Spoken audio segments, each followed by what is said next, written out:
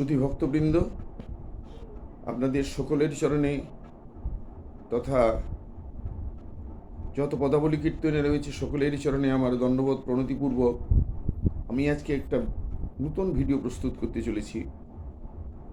আমার মনে হয় যিনারা নূতন কীর্তনিয়া অর্থাৎ পদাবলী নূতন শিখতে চলেছেন, এই ভিডিওটা হয়তো তাদের বিশেষ কাজে লাগতে পারে। কারণ এই ভিডিওতে আমি উপস্থাপনা করার চেষ্টা করব যে যদিও এখন অনেকেই আমরা এই বড় বড় তালগুলোকে এড়িয়ে চলি, এখন দেখা যায় বিশেষত সমতালটাই আমরা করি না, যেটা প্রথমেই করতে হয়। এই সমতালের যে মাত্রা বিভাগ সেইগুলো আমি কি করে কোষ দিয়ে অভ্যাস করতে হয় সেইটা আপনাদের সামনে আমি তুলে ধরার চেষ্টা করছি। আমি আশা রাখি যে এই ভিডিও যদি যারা নূতন শিক্ষানবিশ, নূতন কীর্তন জগতে এসেছেন, তারা যদি এই ভিডিওটা একটু লক্ষ্য করেন, তাহলে হয়তো তারা জেনার কাছেই যেখানেই তারা শিখুক না কেন, আমার মনে হয় যে নতুন শিক্ষার্থীদের এই কীর্তন জগতে এগিয়ে যাওয়ার জন্য একটা বিরাট সাহায্য করবে এই ভিডিওটি। আমি শুরু করছি সমতাল। এই সমতাল মাত্রা হলো 28, এর ছন্দ হলো 8 8 4 8। কি বললাম? 8 8 4 8। বিভাগ কয়টি? এই 28 মাত্রার মধ্যে বিভাগ হচ্ছে 4টি। তাহলে বিভাগ 8 8 4 8। ধরন হচ্ছে একদম চতুর্থ তালের চতুর্থ মাত্রায়। যাই হোক, এটা হাতে শেখার প্রয়োজন আছে অবশ্য সাক্ষাৎ, তবুও কিছুটা হয়তো সাহায্য করতে পারে।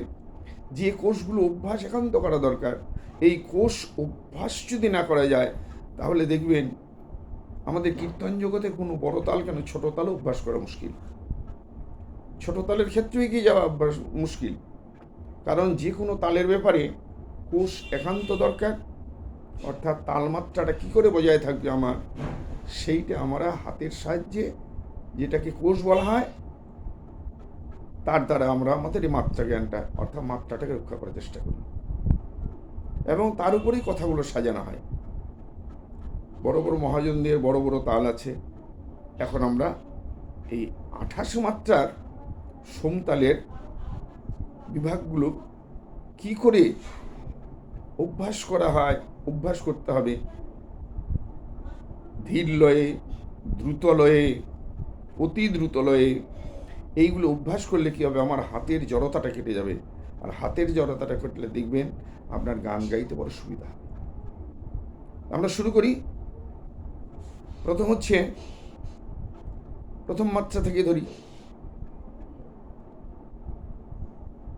1 2 3 4 5 6 7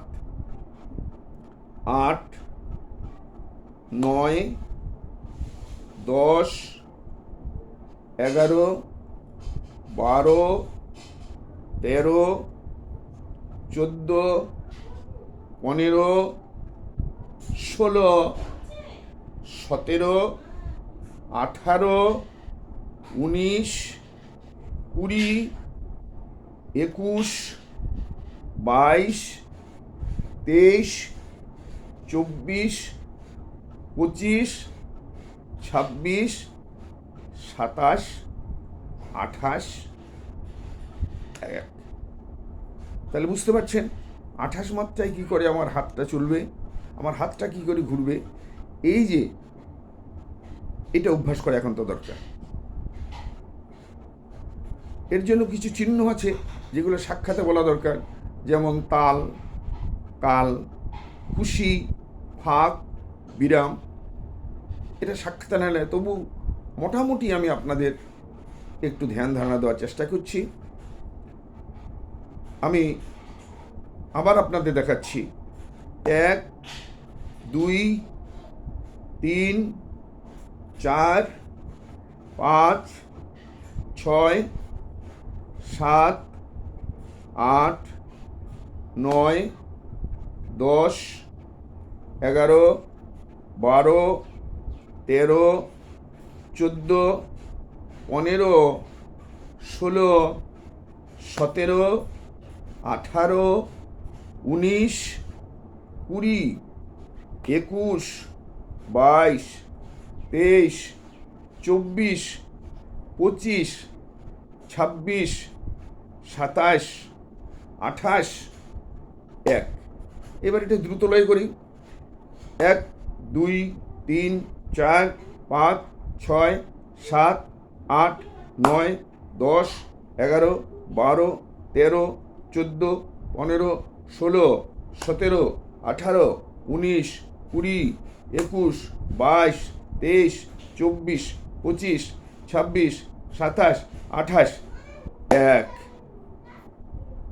2, 3, 4, 5, 6, 7, 8, 9, 10, 11, 12, 13, 14, 15, 16, 17, 18, 19, 20, 21, 22, 23, 24, 25, 26, 27, 28। আবার দ্রুত গতি। 1, 2, 3, 4, 5, 6, 7, 8, 9, 10, 11, 12, 13, 14, 15, 16, 17, 18, 19, 20, 21, 22, 23, 24, 25, 26, 27, 28। 1, 2, 3, 4, 5, 6, 7, 8, 9, 10, 11, 12, 13, 14, 15, 16, 17, 18, 19, 20, 21, 22, 23, 24, 25, 26, 27, 28।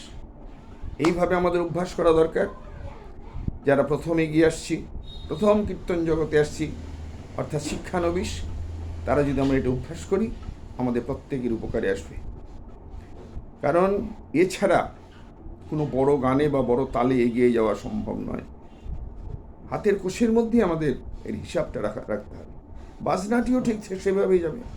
যেমন ধরুন, এই কোষের উপরেই আমি 28 মাত্রার গান ধরেছি, বাজনাও তাই বাজতেছে। দেখুন, ঝা তেরে কেটে তাক, ঝা তেরে কেটে তাক, ঝা তেরে কেটে তাক, তিনদা, তা তেরে কেটে তাক, তা তেরে কেটে তাক, তা তেরে কেটে তাক, তিনদা, ঝা তেরে কেটে তাক, ঝা তেরে কেটে তাক, ঝা তেরে কেটে তাক, তিনদা, তা তেরে কেটে তাক, তা তেরে কেটে তাক, তা তেরে কেটে তাক, তিনদা, তাক্কি নিন্দা, তিন্দা তিন্দা, খেটা তিনি, খেটা তিনি, ঘেনা তিনি, ঘেনা তিনি, ঘের ঘেনা গিঘি না ঝা, ঘেরে ঘেনা, ঝা তেরে কেটে তাক, ঝা তেরে কেটে তাক, ঝা তেরে কেটে তাক, তিন্দা, তা তেরে কেটে তাক, তা তেরে কেটে তাক, তা তেরে কেটে তাক, তিন্দা, ঝা তেরে কেটে তাক, ঝা তেরে কেটে তাক, ঝা তেরে কেটে তাক, তিন্দা, তা তেরে কেটে তাক, তা তেরে কেটে তাক, তা তেরে কেটে তাক, তিন্দা, তাক্কি নিন্দা, তিন্দা তিন্দা, খেটা তিনি, খেটা তিনি, ঘেনা তিনি, ঘেনা তিনি, ঘেরে ঘেনা গিঘি না ঝা, ঘেরে ঘেনা।